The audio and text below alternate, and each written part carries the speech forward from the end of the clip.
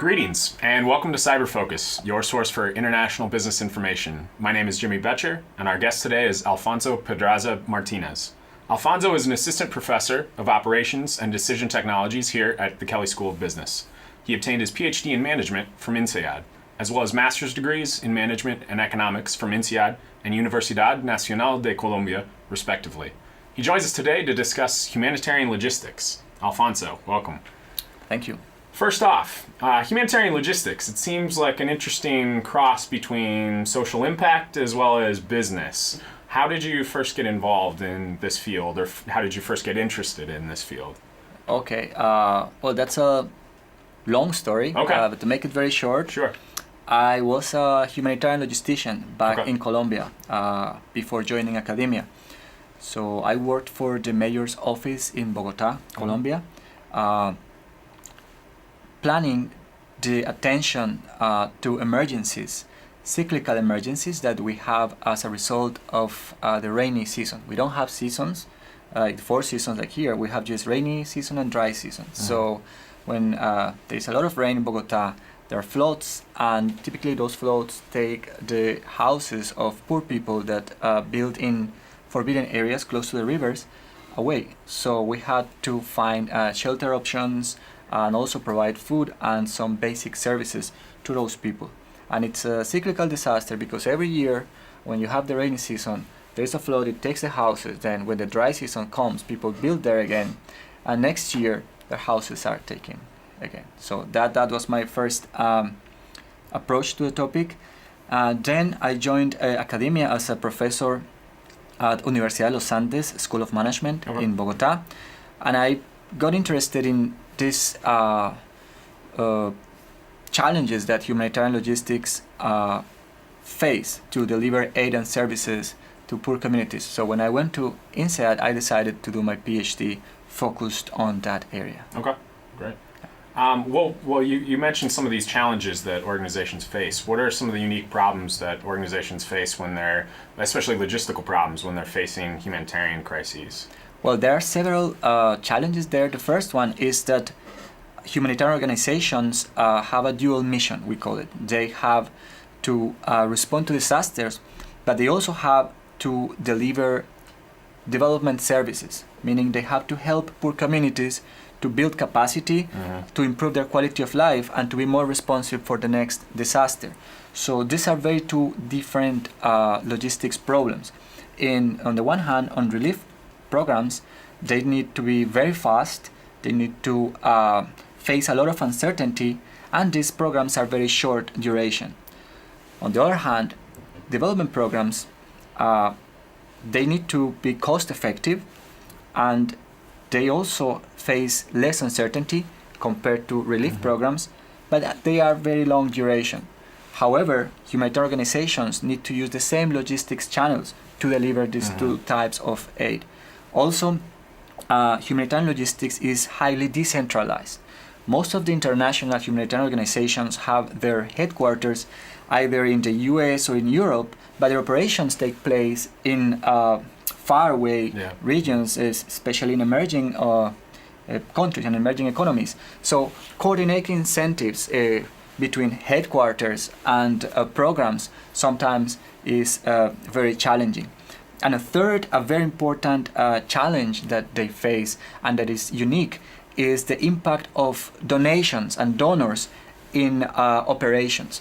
To give you an example, when government, for example, the US or the European Commission, donate money to some organizations, these donations are earmarked to specific programs. Why? Because governments want to be accountable for the money they give to organizations.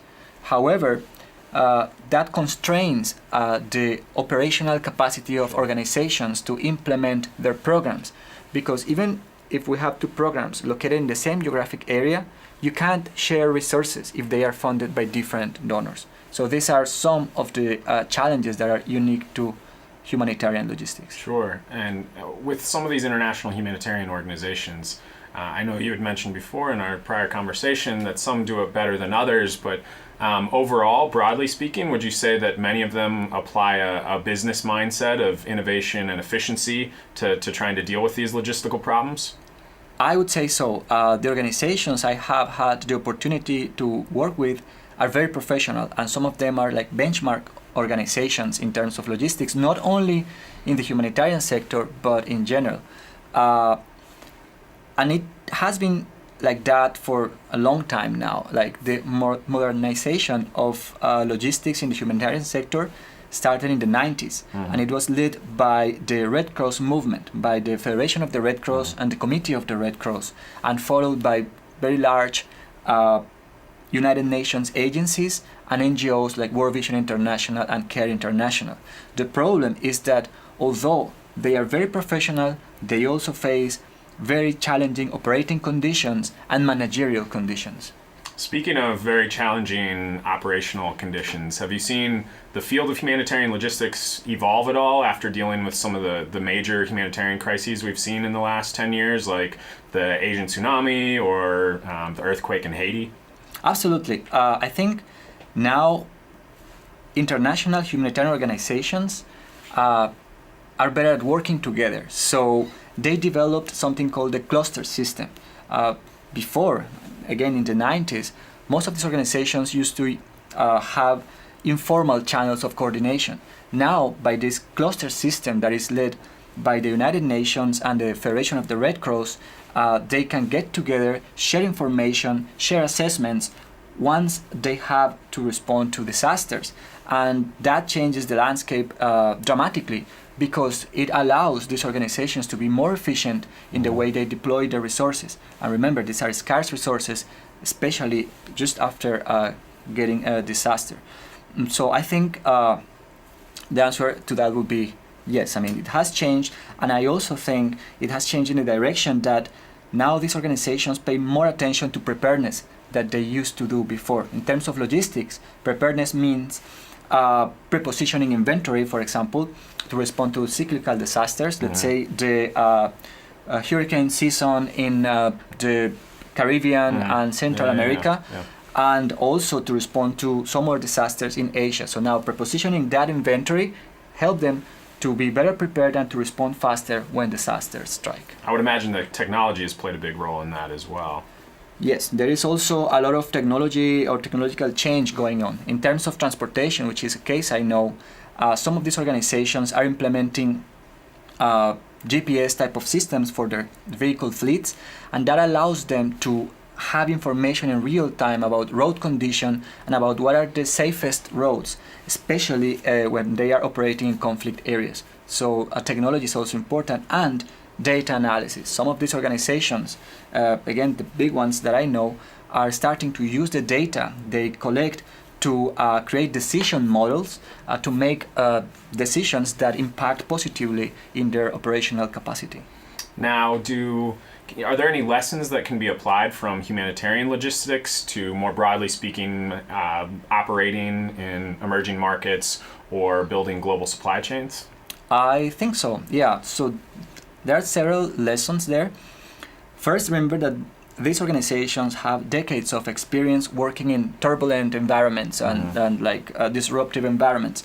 And they really know how to run supply chains in those environments. And I think the main lesson there for private companies and other corporations is to build capacity with local communities, because that is what makes most of these humanitarian organizations very fast to respond. That when there is a disruption, the first response comes from the local community, and by being connected to that community, some of the organizations like the Federation of the Red Cross, the Committee of the Red Cross, the World Food Program, Oxfam, can respond very fast, because they are basically interacting with the community. They get information from that community. They can identify beneficiaries or potential beneficiaries very fast. So if you have a business and you're working in an emerging economy, right, and you face a high probability of disruptions, then work with the community, because that can help you to overcome those disruptions faster than if you don't do it. Great. Well, Alfonso, unfortunately we're out of time. We truly appreciate your insights. It was very, very fascinating. Okay, thank you very much.